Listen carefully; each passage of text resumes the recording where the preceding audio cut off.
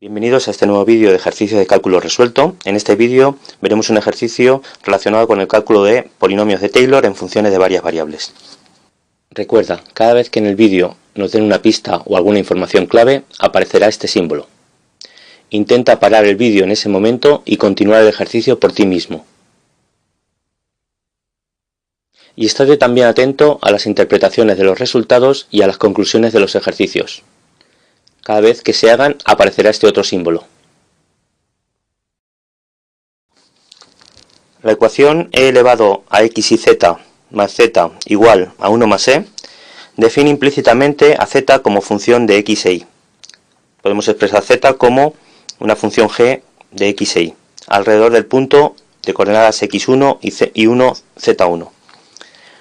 Usar el polinomio de Taylor de primer grado, centrado en el punto 1, 1, para estimar el valor del número g de 1,01, 0,99.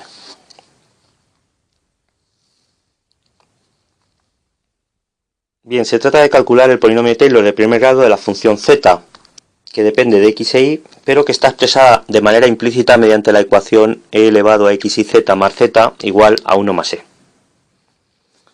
Es decir, podríamos considerar la función f de x y z como e elevado a x y z más z menos 1 menos e.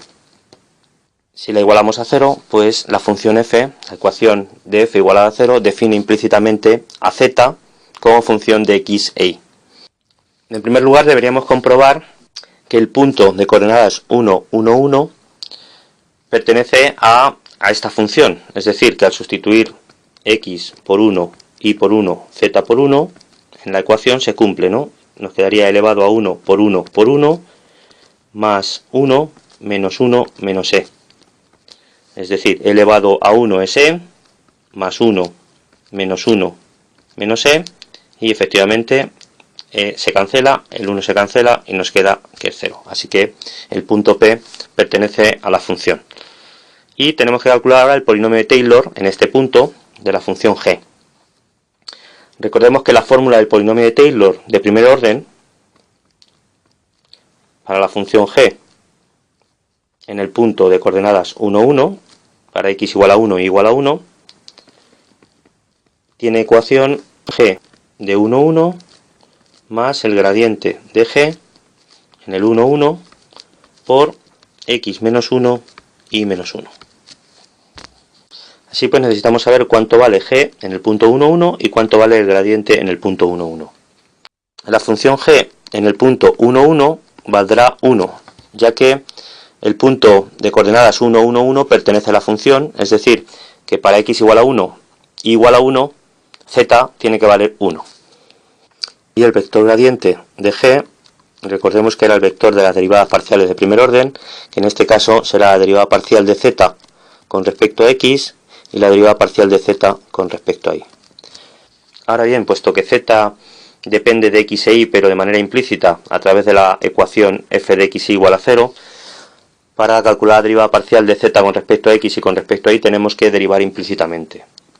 La derivada parcial de z con respecto a x será menos la derivada parcial de f con respecto a x entre la derivada parcial de f con respecto a z.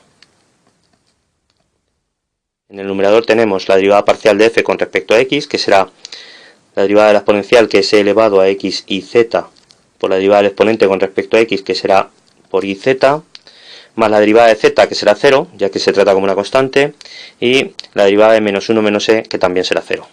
Esto cambiado de signo.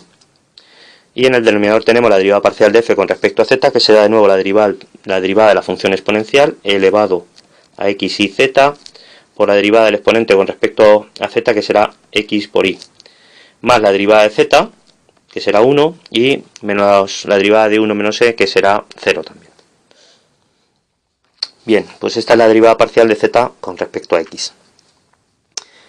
En el punto de coordenadas 1, 1, que es donde tenemos que calcular el gradiente, pues tendremos que la derivada parcial de z con respecto a x en el punto 1, 1 será, sustituyendo, menos e elevado a 1 por 1 por 1 por 1 por 1, dividido entre e elevado a 1 por 1 por 1 por 1 por 1 más 1. Simplificando nos quedará e elevado a 1, que es e, por 1, pues me queda menos e en el numerador, y en el denominador nos quedará también e por 1, que es e, más 1. Del mismo modo calculamos la derivada parcial de z con respecto a y, que será menos la derivada parcial de f con respecto a y, entre la derivada parcial de f con respecto a z. La derivada parcial del denominador ya la hemos calculado antes, que era e elevado a x y z por xy más 1. Y en el numerador tenemos la derivada parcial de f con respecto a y, que será la derivada de la exponencial, e elevado a x y z por la derivada del numerador del exponente con respecto a y, que será x por z. La derivada de z es 0 y la derivada de menos 1 menos e también es 0. Y esto cambiado de signo. Y la derivada parcial de z con respecto a y en el punto 1, 1, sustituyendo nos quedará, en el denominador vamos a tener igual que antes e más 1, y en el numerador menos e elevado a 1 por 1 por 1 por 1 y por 1.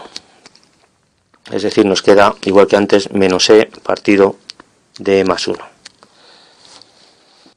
Así pues, el gradiente de g en el punto 1, 1 será menos e partido de e más 1 y menos e partido de e más 1. Finalmente, sustituyendo en la ecuación del polinomio, nos quedará que el polinomio de grado 1 para la función g en el punto 1, 1 tendrá ecuación g de 1, 1, que hemos dicho que es 1, más el gradiente de g en el punto 1, 1, que es el vector menos e partido de e más 1 menos e partido de e más 1 por x menos 1 y menos 1. Es decir, 1 más, y haciendo el producto escalar de estos vectores nos quedará menos e partido de e más 1 por x más e partido de e más 1 menos e partido de e más 1 por y más e partido de e más 1. Y simplificando y sacando factor común menos e partido de e más 1 nos quedará 1 más menos e partido de e más 1 por x más y menos 2. Y esta es la ecuación del polinomio de Taylor de la función g de grado 1 en el punto 1, 1. Finalmente nos piden que utilicemos este polinomio de Taylor para calcular de manera aproximada el valor de g en 1,01 y 0,99. Puesto que el punto 1,01 y 0,99 está muy cerca del punto 1,1, que es donde hemos calculado el polinomio se parecerá bastante a la función en el punto 1,01099. Así pues, g en 1,01 0,99 será aproximadamente lo que valga el polinomio en el punto 1,01 0,99.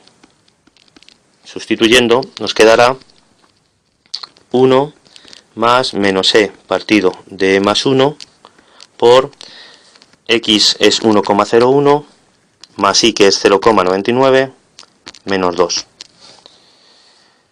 Pero 1,01 más 0,99 es 2 y menos 2 se anula. Así pues nos quedará 1. Es decir, g de 1,01 0,99 valdrá aproximadamente 1, según el polinomio de Taylor de grado 1 en el punto 1,1.